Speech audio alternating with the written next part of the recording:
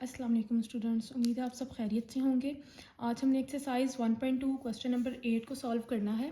Question number 8 आपके पास है the annual income of Tayyab is ₹9,60,000 while exempted in amount is 1,30,000. How much tax he would pay at the rate of 0.75%. सबसे पहले तो आपको उसने अमाउंट उसकी एनुअल इनकम दे दिया। नेक्स्ट उसने आपको बता दिया है कि एग्जेम्प्टेड अमाउंट वो होती है जिसके ऊपर कोई भी टैक्स नहीं अप्लाई होगा। इसका मतलब है कि इस वैल्यू पे टैक्स नहीं आपने चेक करना, आपने उस वैल्यू पे चेक करना है जब आप इस अमाउंट को माइनस कर देंगे, मतलब इस अमाउंट को डिडक्ट कर देंगे आपने उसकी इनकम में से।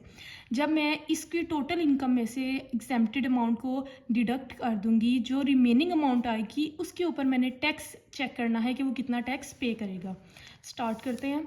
आपके पास सबसे पहले क्या आ जाएगी, उसकी एनुअल इनकम। तो एनुअल इनकम है 9,60,000 रुपीज़, आपके पास उसकी एनुअल इनकम है। एग्जेम्प्टेड अमाउंट आपके पास कितनी है, 1,30,000 रुपीज़। अब आपने सबसे पहले उसकी रिमेनिंग अमाउंट चेक करनी है। तो रिमेनिंग अमाउंट के लिए मैं क्या कर दूंगी, रिमेनिंग अमाउंट जितनी मैं अमाउंट को माइनस कर दूंगी, जो अमाउंट जिसके ऊपर टैक्स अप्लाई नहीं होगा, किस में से, उसकी टोटल इनकम में से। टोटल इनकम आपके पास क्या है, 9,60,000 रुपीज़ माइनस वो अमाउंट जिसके ऊपर टैक्स अप्लाई नहीं होगा, वो 1,30,000 है। जब मैं इन दोनों को माइनस कर दूंगी तो मेरे पास आ जाएगा 8,30,000 रुपीज़। आप इसको माइनस करके चेक कर लें, 9 लाख में से 1 लाख निकालें, 8,60,000 में से 30 आप माइनस कर दें तो 30 आ जाएगा। अब आपने इस अमाउंट के ऊपर चेक करना है कि टैक्स कितना है। तो आप लिख लें टैक्सेबल अमाउंट। तो क्या रेट आपको गिवन है, 0.75%। परसेंटेज क्या 100 में नीचे लगा दूंगी, मल्टीप्लाई 8,30,000 रुपीज़। अब आपने इस अमाउंट पे चेक करना है कितना टैक्स है, बिकॉज उन्होंने आपको मेंशन कर दिया था कि ये जो 1,30,000 रुपीज़ है इसके ऊपर कोई भी टैक्स अप्लाई नहीं होगा। अप्लाई किस पे होगा, जो रिमेनिंग अमाउंट आएगी। मैंने रिमेनिंग अमाउंट निकाली है, अब उसके ऊपर मैं टैक्स चेक करूंगी। अगर आप देखें तो 2 0 के साथ कट हो जाएंगे, पॉइंट को हटाकर भी मैं 100 लगा दूंगी नीचे, और ये वाले 2 0 इन 2 0 से कैंसिल आउट हो जाएंगे। आपने 75 को मल्टीप्लाई करना है 85 से और चेक करना है कि इसका आंसर क्या आएगा। मल्टीप्लाई करके जो अमाउंट मेरे पास आएगी वो है 6,225। ये आपके पास अमाउंट आ गई है जितना वो टैक्स अपना एनुअल पे करता है। एनुअल इनकम आपको गिवन है, एग्जेम्प्टेड अमाउंट गिवन है। आपने एग्जेम्प्टेड अमाउंट वो होती है जिस पे टैक्स अप्लाई नहीं होगा, आपने टोटल इनकम में से उस अमाउंट को माइनस करना है।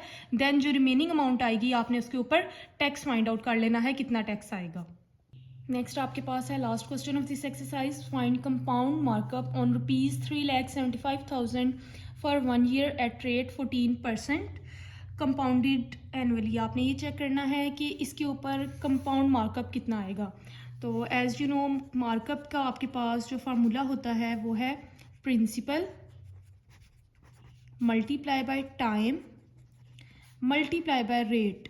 और आप अगर चेक करें क्वेश्चन की स्टेटमेंट, आपके पास ये प्रिंसिपल है, आपको जो अमाउंट गिवन होती है वो प्रिंसिपल होती है। ये आपके पास जो 1 ईयर है ये टाइम है, और ये जो आपके पास रेट है ये आपको आर गिवन है।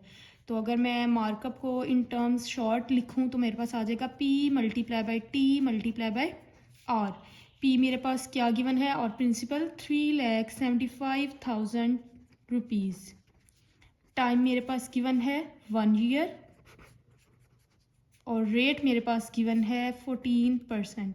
मैं डायरेक्ट वैल्यू सब्सटीट्यूट करूँगी और सिंप्लीफाई कर दूँगी। P 3,75,000 multiply 1 multiply 14%। परसेंटेज का मैं 100 नेक्स्ट स्टेप में लिख लें या इसी में लिख लें, आपकी मर्ज़ी है। 75,000 मल्टीप्लाई 14 और डी न्यूमिनेटर में मेरे पास 100 आ जाएगा, ये कैंसिलेशन हो जाएगी। अब आपने इस 14 को जो रिमेनिंग वैल्यू है उससे मल्टीप्लाई कर देना। जो आपके पास वैल्यू आएगी वो है 5,25,000 रुपीज़। ये आपके पास मार्कअप आ गया है।